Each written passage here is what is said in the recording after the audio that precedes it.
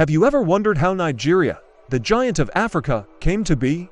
It's a story that's more complex, more controversial, and far more fascinating than you might think.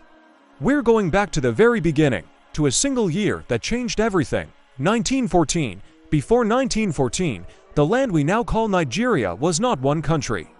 It was a mosaic of powerful empires, ancient kingdoms, and distinct communities. In the north, the Sokoto Caliphate held sway, a vast Islamic empire with a rich history of trade and scholarship.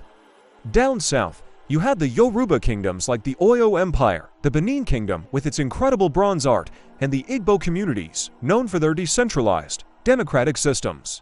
Each region had its own language, culture, and way of life. They were worlds apart. So, what changed? The British. By the late 19th century, British influence was growing. Driven by trade, missionary zeal, and imperial ambition, they established control over these diverse regions. For administrative ease, they split the territory into two main parts, the Northern Nigeria Protectorate and the Southern Nigeria Protectorate. Think of them as two separate colonies, run by the same company, but with very different rule books. The North was governed through a system called indirect rule. The British left the traditional emirs and sultans in power, ruling through them.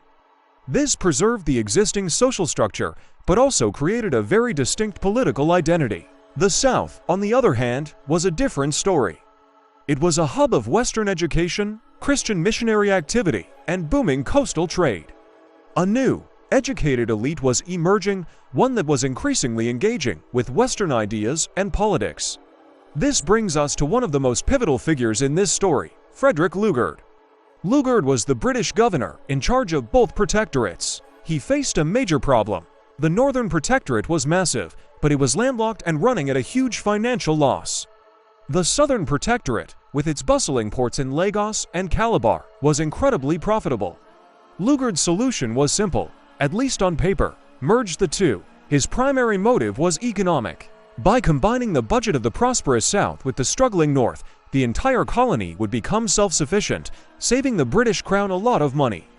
The idea was to use the revenue from the South's palm oil and cocoa exports to fund the administration and infrastructure, like railways, that would help exploit the North's resources, such as groundnuts and cotton. It was a business decision, a matter of balancing the books for the British Empire. And so, on January 1, 1914, the deal was done. The Northern and Southern Protectorates were officially amalgamated to form the Colony and Protectorate of Nigeria.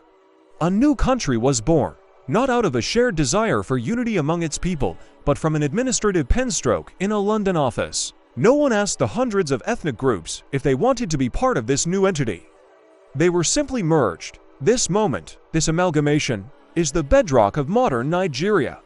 It brought together over 250 different ethnic groups, each with its own language, history, and traditions under a single political banner. On one hand, this created a massive, diverse, and dynamic nation with incredible potential. It forged new connections and created a shared destiny for millions of people. But on the other hand, it sowed the seeds of future conflict.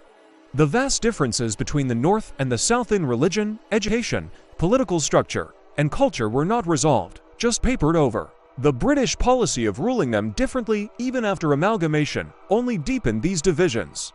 These regional tensions, born from the way Nigeria was created, would go on to shape its politics, its society, and its challenges for the next century and beyond.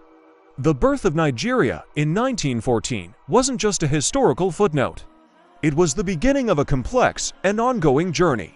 It's the story of how diverse peoples were brought together, for better or worse, to create one of the most vibrant and important nations on the African continent.